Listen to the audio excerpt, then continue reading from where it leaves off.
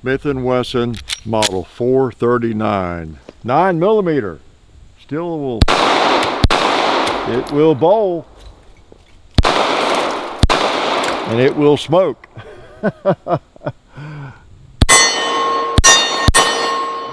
Hot dog, just 8 rounds, but they were pretty well thought of back in the day. Let's take a look at it, and I'll tell you a little bit about it and shoot it. I'll make up some lies about it.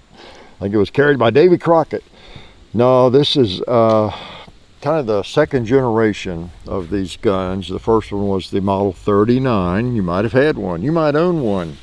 You might have designed it. And it went through a couple little changes. I think it actually, I believe it was a result of, it was developed for pistol trials for the U.S. military, 1954, as I understand. Then it turns out the military didn't change out. Everybody's thinking, whoa, did we change in 54? And then we stuck with that old 1911. And so, but it was put on the civilian market shortly after that, 55, I think. And pretty popular, used by various state police agencies, and I know the Illinois State Police, maybe some others, and maybe local agencies. It was a fairly popular gun, the 39. Now I'm talking like it's a different gun. This is pretty much the same thing. It's just the next generation of it. And somewhere, and I think it was around 81 or so, this came out, I believe, the 439.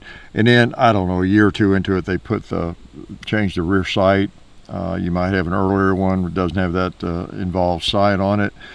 And this was alloy. I think the later editions of the 39 were alloy.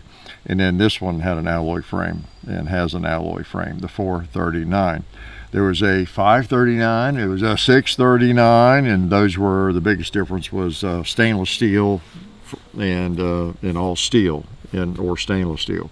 Okay, but this was the alloy frame. Makes it a little bit lighter, and it doesn't feel bad. And I have to confess, I never did really like this series of pistols that much, and never did own one. It's a low capacity, we would consider by today's standards. You know, a lot of different models grew out of this. The Model 59 that was higher capacity, and all the various stainless models of the 80s, the 90s, and that was a time I was into Glocks and Browning high power and other firearms. And I just never could develop a love for the design. And I think a lot of it was, it didn't feel as good in my hand as some other guns. It's not bad.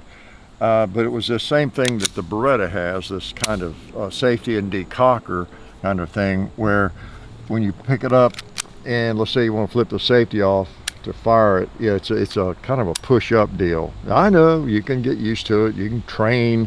People say you're just not trained properly. Well, it's none of that. It's the fact that it's different from every other handgun I've ever handled, basically. So I could train and I could learn myself to do anything, but I may not want to if it is different from other firearms manual of actions, you know. But I never could. I don't know. I think it was especially the ones made, when was it, in the 90s, that were double stack. And when I'd pick up, and they were stainless, it seemed like all of them, I'd pick up one of those, and what a brick, you know, and that weird safety. And I never did own one. Let's see if a hollow point will take out a watermelon. Yeah, 9mm. Not bad, huh? Let's see if we can reach out with it. Well, we'll start with the gong, something bigger.